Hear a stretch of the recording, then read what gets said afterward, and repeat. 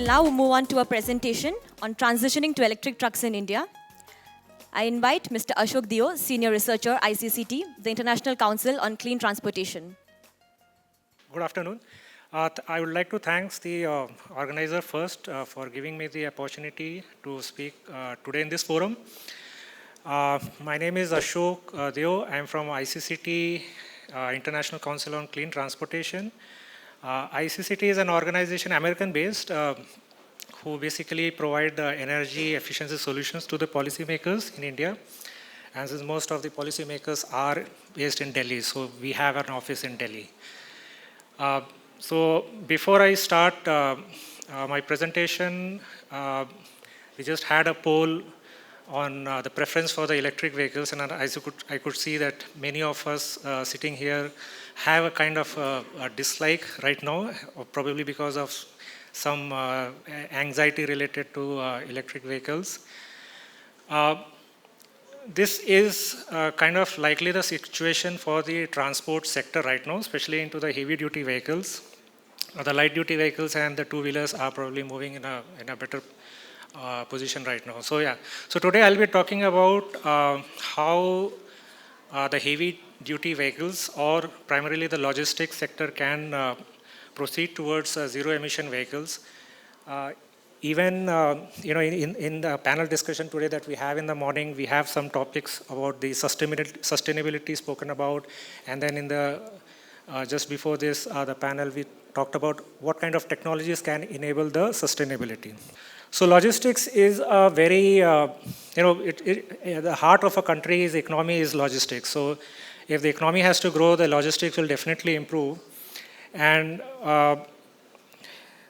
with the more and more of trucks being rolled on roads, the important question comes is why do we need zero emission vehicles?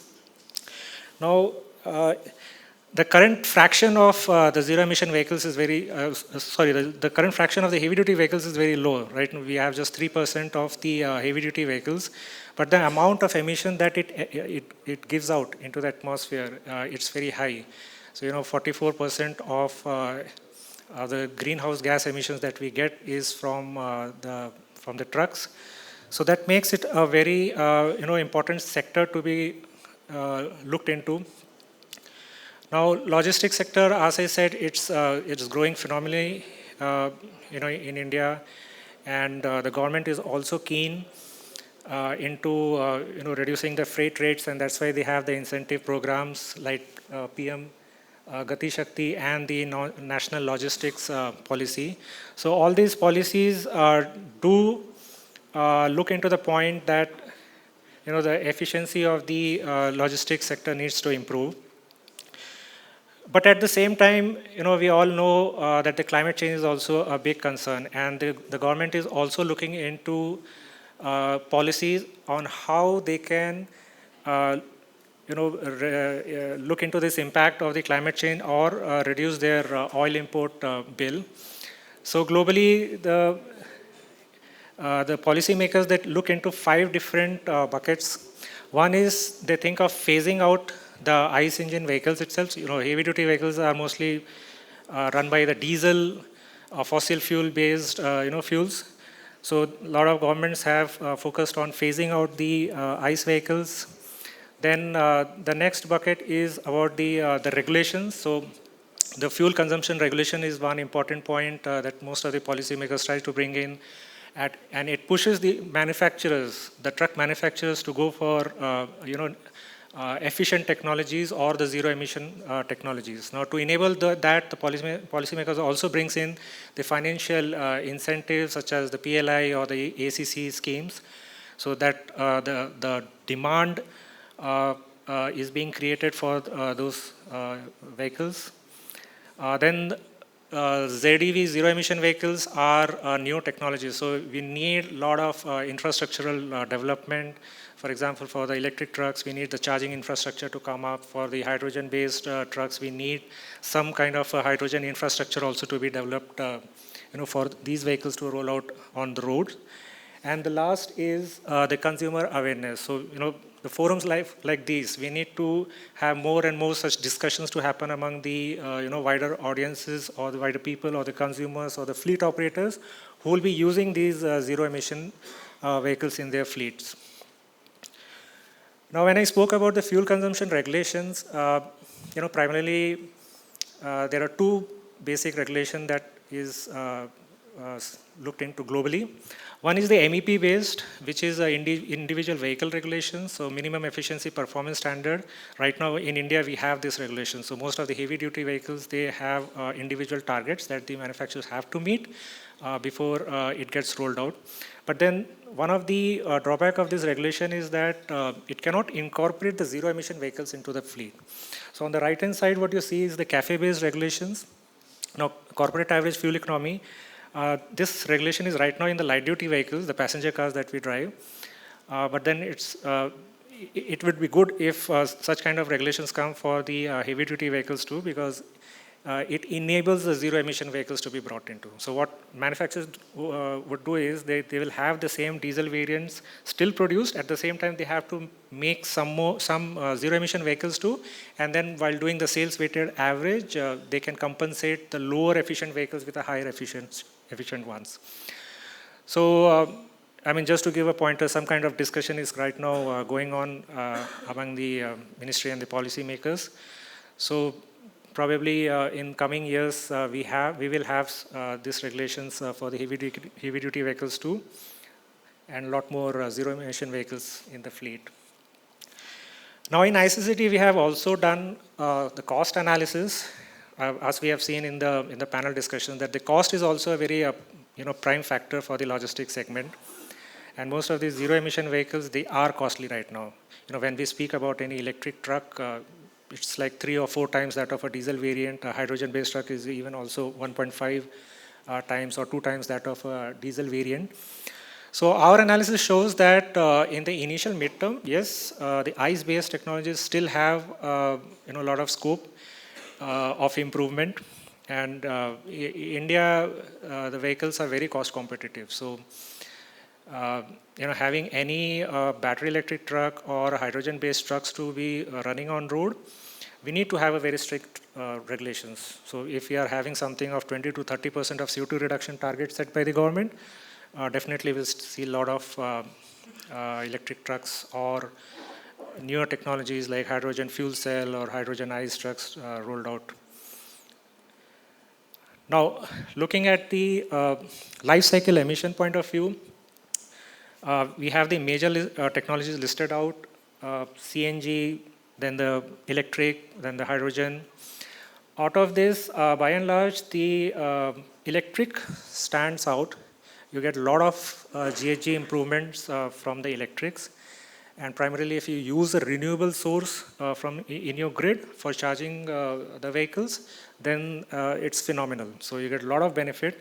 And similar exists for the hydrogen-based technology too.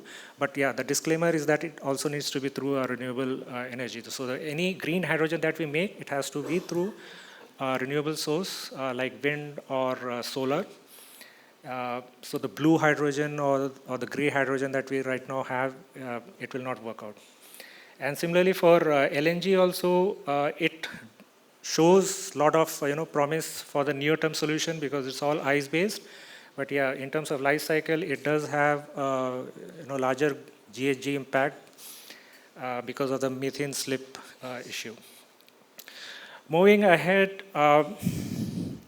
When we have spoken to a lot of shippers in forum like this, we have got a lot of positive interest among the shippers to transition to zero-emission vehicles, primarily the electric ones, because most of the organizations, they have their own sustainability targets, and they are very eager, to brace themselves for this challenging question in the future. So we have seen a lot of electric trucks to be coming in the light duty truck segment, the medium duty and the heavy duty segment. And, recently the government has launched the PM E-Drive where they will be giving the financial incentives also for the electric trucks. So they have allocated a 500 crore corpus right now, which should probably, incentivize 2,000 to 2,500 electric trucks, at least by 2026. So our recommendation always to the policymakers is we need to provide more of incentives we need to have more of the regulations which would promote such vehicles. Um, Now, I have spoken about the zero-emission vehicles, and majorly it will impact in reducing the oil import thing, but at the same time, it will also reduce the pollution that we are facing in our cities. Primarily when we look at Delhi, especially in the winter time, so we hear a lot that it's in the morning we see a lot of smog everywhere.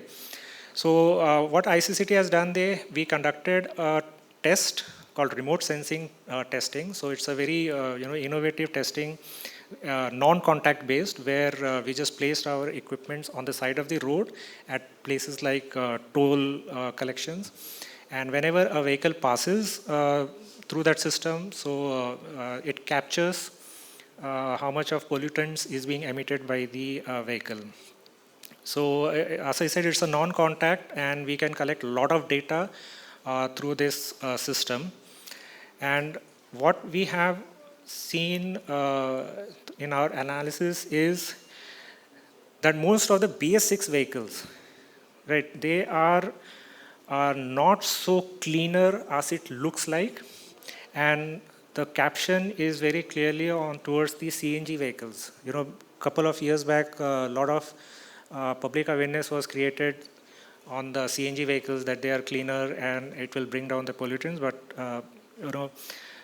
it is not that cleaner. And what we have noticed in Delhi is that most of the buses or the trucks that's being running on CNG, they do emit a lot of pollutants, more than what they have been type approved. So yeah, major point, for having the zero emission vehicles on road is to have a very robust policy, and this is where we are in touch with the concerned agencies in the center in promoting policies that can help in bringing. We have seen that the government has reduced the GST on the EVs, then the phased manufacturing program, and the PLI incentives that we heard of. So these are all the steps that the government has taken in the right direction, and it will be pushing the electrification of the transport. But then zero emission vehicles is not only about the electric trucks. So even though if this slide is slightly tilted towards the electric, we have a lot of incentives also based towards hydrogen economy for India. So yeah, so this is so we have newer schemes also like PM E-Drive, which the government has recently launched, and also I've spoken about the fuel consumption standards, so which will be very much binding on to the manufacturers that they have to work towards bringing the zero emission vehicles. So yeah, this is all from my side. Probably I've touched upon topics, and it should kickstart the discussion for today's session, that how we can have a sustainable logistics in the coming years in India. And as the economy is improving, so and India is already committed for having a net zero target, and it also wants to become an export hub. So keeping all these points into view, having a very strong focus towards these newer technologies is very much required. And I just wanted to push in front of all the fleet operators or the audiences that I have, that this is the future, and then we should start embracing the newer technologies and how to incorporate into our fleet. So with this, I'll close the presentation, and I guess we can have some questions. Yeah. Yeah, you are. Thanks, Ashok, for sharing the details. I have just one question, and it is basically nested, and I know it is a journey basically which we are talking about. So first, the zero emission vehicle. So when there is a grid emission factor involved, there is no zero emission, first of all. We are just shifting the smoke somewhere else, right? And I'll take a very specific example. Like look at, for example, India. Tata Ace diesel has a payload of 950 kgs. Tata Ace, the version which is equivalent version of this, there's a 1-ton Tata Ace also, but Tata Ace EV has a 650 kgs payload. 0.68 times of the diesel. Now, if we superimpose the diesel and we take the grid emission factor of India, which is 0.78 kilograms of CO2 per kilowatt hour electricity, the per kilometer emission turns out to be higher for the EV, actually. And when we look at the organizations, everybody's talking about that, okay, we have deployed 10 EVs in my distribution center, so I'm sustainable. So how are you getting this contradiction in your perspective? Also, I looked at a very interesting report, ICCT, which published, which is break-even of the BET, basically, across the diesel trucks. There, another question is that the geopolitical ecosystem, how it is evolving, US and the Russia-Ukraine, which is now going to slightly, I guess, die down. After that, the crude oil prices are going to come down for sure. Now, with the revised crude oil prices and with the diesel going further down, let's say, if it moves hypothetically, let's say 10%, then how it is going to impact the adoption of EV further into the commercial vehicle segment, basically, specifically, is what my question is. Okay. I hope you have asked a couple of questions. I'll just try to answer first. Probably you can remind me about the last question again. So the grid factor. So yeah, you have just touched upon the right, discussion point. In India, most of the grid electricity that we get is coal or thermal power station based. But then at the same time, you must have seen that in the coming, past few years, especially in the last 5 years, a lot of renewable energy sector has come up. So India has invested quite a lot. We have plenty of sunlight. We have plenty of coastal areas where we can get a lot of wind. So a lot of investment has come up in terms of solar and the wind energy. And the new generative capacities, if you look at how India is progressing, it is phenomenal. So if the same growth is sustained in the coming 5 years or 10 years, I think in India, most of the grid electricity that you will get will be coming from renewable electricity. And if you charge your vehicles from the grid, which is coming from solar or wind or renewable sources, then the emissions is really down. So I agree on your point that at the present stage, you're right. The emissions from EV could be higher because of coal-based. But looking forward to 2030 or 2035, all this will come down and the emissions will be lower. Coming to the second question, can you just remind me? According to me, it won't be advantageous at this stage as we look at. Obviously, there is an advantage in the freight rates, which is there for sure. So that is the advantage. But putting it in the blanket of sustainability is, according to me, not right at this stage where we are. That was the point actually which I was referring to. So answering to that point, India, the present government is very strongly focusing on becoming an export hub, right? And sustainability is something that is the future. You cannot deny it. If you are denying it today, you may fall short in future. And if you want to become an export hub, if you want to reduce your oil import bill, you want to have energy security in your hand, then looking forward to a zero-emission vehicle technologies is the prime thing that you should be doing today, so that you are future ready. Basically, this whole objective of getting involved right now is to become future ready, so that you are not left behind when other countries are catching up, in this ZEV sector. Last one was crude oil falling and the diesel, and then how it is going to shift the economies of, I would say, the BET basically catching up with the diesel. So would it shift it by 5 years, 6 years? Is there a sensitivity factor which is there into it? Yeah, see, when we do a TCO analysis, basically this is an output of the TCO analysis. A lot of parameters come into role, and a lot of sensitivity is also, deeply ingrained in that analysis itself. So if any price fluctuation happens, so TCO will change, and it may get tilt in favor of one particular technology. So that's a likely scenario. But then in the future, it is very unlikely, because whatever geopolitics that we are seeing today, the fossil fuel prices it's unlikely to fall to a level where it will start becoming more better in terms of per kilometer as compared to the electric ones. Because see, another important point is if you look at the economy of scale, if most of the OEMs, they start working towards these ZEV vehicles right now, so the economy of scale will always be supportive towards these technologies. My name is Salim. I'm running transport company since last 27 years. My company name is Fast Transport Carrier Private Limited. I have 200 own my truck. I just want to ask a question because, because day by day is going that new technology, what you would say, like O2 and CNG and e-vehicle. But are you work out what about maintenance cost? Maintenance cost will it be reduced or it will be hike? See, maintenance cost of battery electric vehicles is definitely less because you are using 1/3 the components of your diesel counterpart.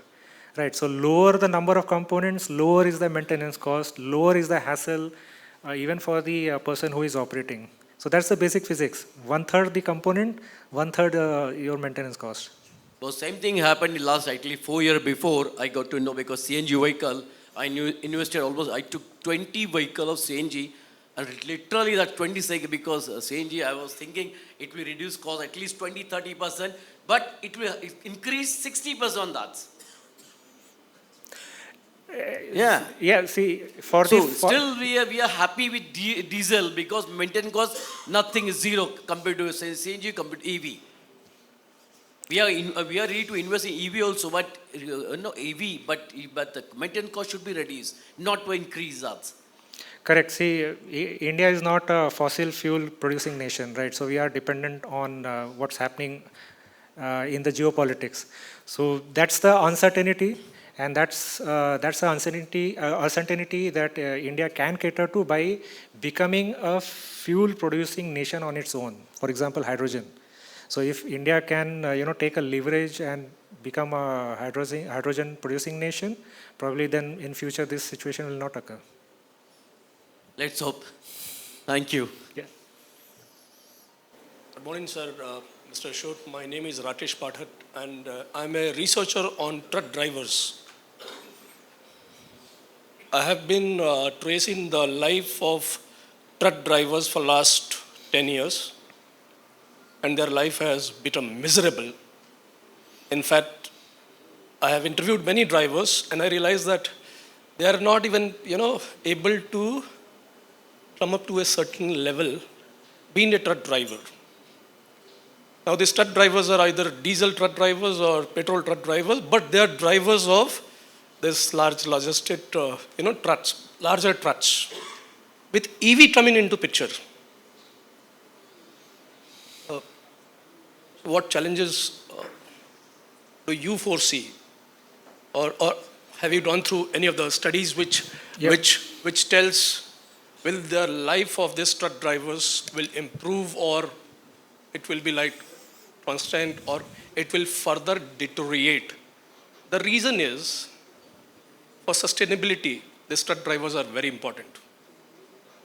Now, since the population of truck drivers are decreasing, and you are creating the EV mechanism, will their life improve? That's my question to you, sir.